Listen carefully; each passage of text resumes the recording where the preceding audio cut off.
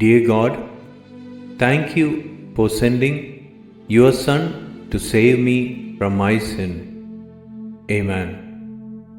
പ്രിയ ദൈവമേ, എൻ്റെ പാപത്തിൽ നിന്ന് എനിക്ക് മോചനം നൽകാൻ അങ്ങയുടെ പുത്രനെ അയച്ചതിന് നന്ദി. ആമേൻ. 2 Thessalonians 3:16. Now may the Lord of peace himself give you peace at all times and in every way. The Lord be with all of you. 2 തെസ്സലോനിക്കർ 3:16. സമാധാനത്തിൻ്റെ കർത്താവായവൻ താൻ നിങ്ങൾക്ക് എല്ലായ്പ്പോഴും സകലത്തിലും സമാധാനം നൽകുമാറാകട്ടെ. കർത്താവ് നിങ്ങളോടെല്ലാവരോടും കൂടെ ഇരിക്കുമാറാകട്ടെ.